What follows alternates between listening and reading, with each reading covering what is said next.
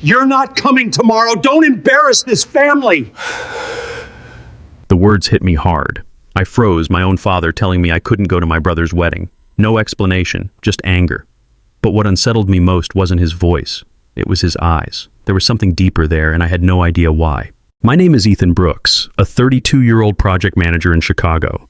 I'm tall, a little too thin from years of stress. With short, dark hair, I rarely bother styling, and tired eyes that always look like I haven't slept enough. People at work say I'm reliable but distant. I guess that started after my mom passed away. Since then, I've learned to keep things in, even when they hurt. That night, I stood in our family living room, the same one I grew up in, now feeling strangely unfamiliar. My father, Daniel Brooks, stood across from me. He's in his early 60s, broad-shouldered, with graying hair and a face marked by time and responsibility.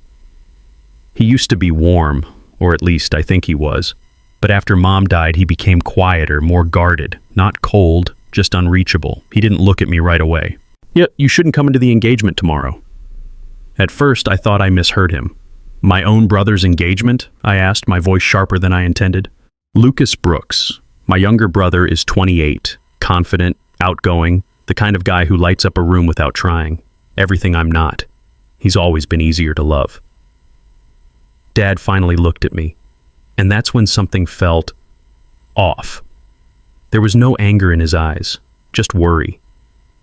"I'm serious, Ethan," he said, quieter now. "It's better if you don't come." Better for who? The question burned in my chest, but something stopped me from asking. Maybe it was the way his hands trembled slightly. Maybe it was the silence that followed. For the first time, this didn't feel like rejection. It felt like something else. And somehow that scared me more. I didn't argue with my father that night, not because I agreed, but because I didn't know how to reach him anymore. The distance between us wasn't built in a day.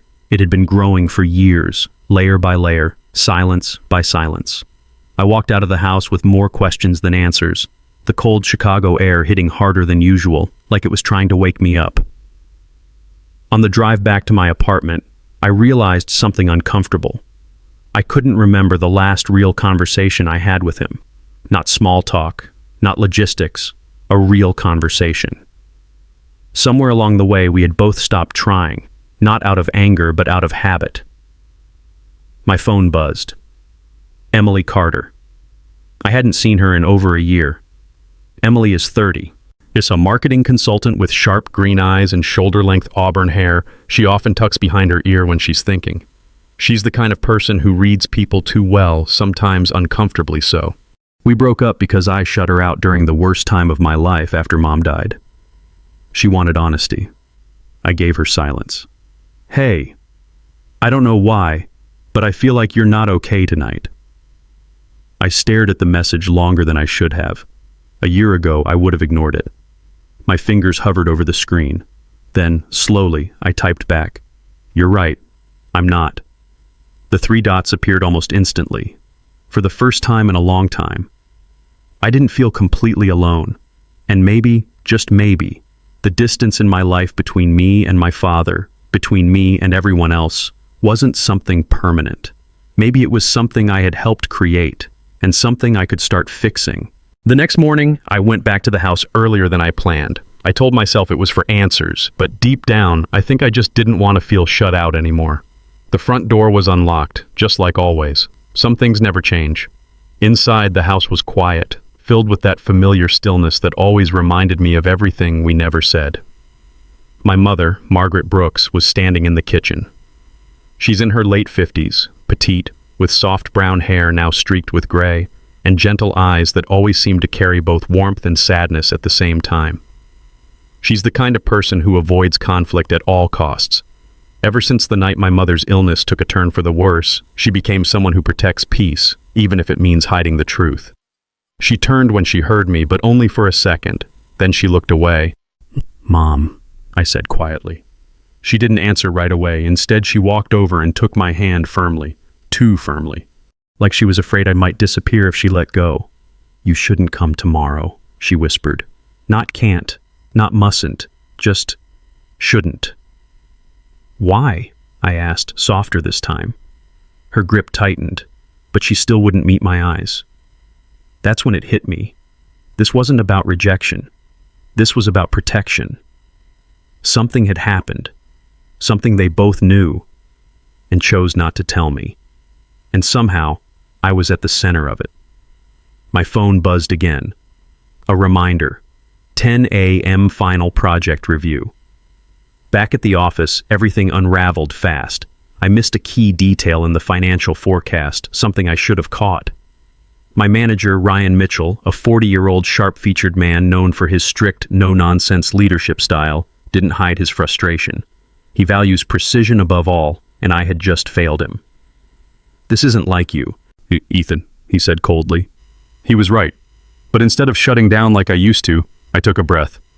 "Give me one more chance," I said. "I'll fix it." For once, I didn't run from the pressure. For once, I chose to face it. I stayed late at the office that night, long after everyone had left. The building felt hollow, the kind of silence that makes your thoughts louder than they should be. I kept replaying my mother's words, my father's hesitation, the way both of them seemed afraid, not of me, but for me. It didn't feel like I was being pushed away. It felt like I was being shielded. While reviewing old files for my project, I realized I couldn't focus. My mind drifted somewhere else back home, back to memories I had avoided for years. That's when something clicked. My mother's illness. The night everything changed. There were gaps, things no one ever explained. Not because they were ashamed, but because it hurt too much to revisit. I left the office and drove without thinking, eventually stopping at a quiet cafe near the river. That's where I saw her. Emily was already there, like she somehow knew I'd come. She looked almost the same, still slim, still composed, but softer somehow, less guarded. Life had changed her too. There was a calmness in her now, like someone who had been through pain and learned how to carry it. "You look exhausted," she said gently. "I think I finally understand something," I replied, sitting across from her. She didn't interrupt. That was always her strength. She listened, really listened. "I thought they were hiding something shameful," I admitted. "But I think it's just something they never healed from." Emily nodded slowly. "Pain doesn't disappear just because you don't talk about it," she said. "It just gets buried." I looked down at my hands. All these years, I thought I was the one being pushed away. "Maybe," she said softly. "They were trying to protect what little they had left." I met her eyes. "For what it's worth," she added, "families don't need to be perfect. Just honest." For the first time, the truth didn't feel like something to fight. It felt like something I needed to understand. I didn't wait this time. The next evening, I went back home with a different mindset. Not to argue, not to demand answers, but to listen. That alone felt unfamiliar. I found my father in the backyard, sitting on an old wooden chair, staring at nothing in particular. The sun was setting, casting long shadows across the grass, making him look older than I remembered. Daniel Brooks had always been a strong man in my eyes, but now I saw something else, fatigue, maybe even regret. His hands were clasped tightly, like he was holding on to something invisible. "I'm not here to fight," I said quietly. He looked up, surprised. That was new. For a moment, neither of us spoke. Then slowly he nodded. "I didn't tell you not to come because I don't want you there," he began, his voice lower than usual. "I said it because, I don't know if you're ready." "Ready for what?" He exhaled deeply, like the words themselves were heavy. "For remembering." That word stayed with me. He finally met my eyes. "The night your mother got worse, you were there, Ethan. You saw more than you should have. After that, you changed. You stopped talking about it. So did I." I felt something tighten in my chest. I thought keeping you away from anything that might bring it back was protecting you. For the first time, I didn't interrupt. I didn't defend myself. I just listened. And in that silence, I understood something I never had before. He wasn't shutting me out. He was holding on to me the only way he knew how. Later that night, I returned to my apartment and opened my laptop. The project file stared back at me, unfinished, flawed, just like everything else in my life lately, but not unfixable. I worked for hours, reviewing every detail, correcting every mistake. For once, my mind wasn't scattered. I wasn't running anymore. I was rebuilding. I didn't sleep much that night, but for once it wasn't because of anxiety. It was clarity, the kind that doesn't come often, but when it does, it changes everything quietly. I kept replaying my father's words, not as accusations, but as fragments of truth I had never allowed myself to see. He hadn't pushed me away. He had been afraid, and I had mistaken that fear for rejection. And maybe worse, I had done the same to him. The next evening, I met Emily again, this time at a quieter place, a small park just outside the city, where the noise fades and conversations feel more honest. She was already there, sitting on a bench, wearing a light gray coat, her auburn hair moving slightly in the wind. She looked calm, but there was always something observant in her eyes, like she was piecing together things I hadn't said yet. I talked to him, I said. She nodded, giving me space to continue. He wasn't trying to hurt me, he just didn't know how to protect me the right way. Emily gave a small, understanding smile. Most people don't. I sat beside her, leaning forward slightly. But I wasn't exactly easy either. I shut him out. I stopped trying. That was the part I hadn't wanted to admit before. She turned toward me. Ethan, you went through something painful. You both did. People don't always grow in the same direction at the same time. There was no judgment in her voice, just truth. I thought if I ignored it, it would go away, I said quietly. And did it? She asked. I shook my head. We sat in silence for a moment, but it wasn't uncomfortable. It felt steady. I don't want to keep doing that, I added. With him. With you. That made her pause. You don't have to fix everything at once, she said gently. Just don't run from it anymore.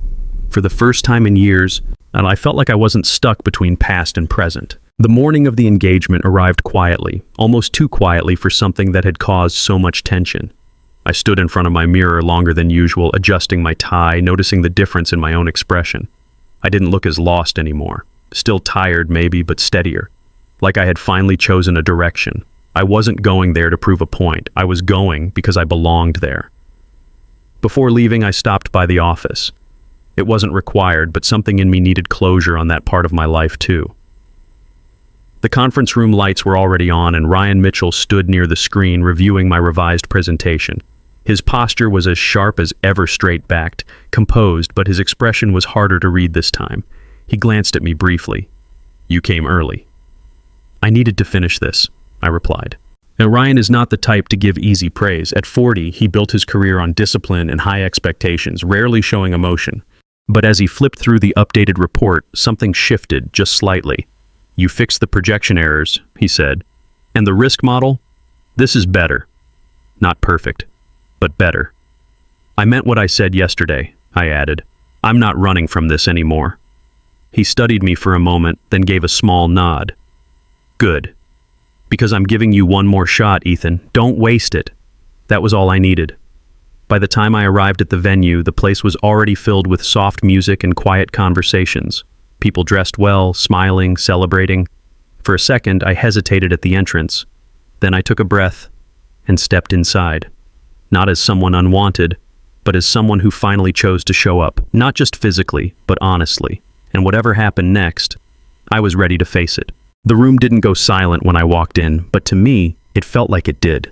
Conversations blurred into the background as my eyes searched for one person.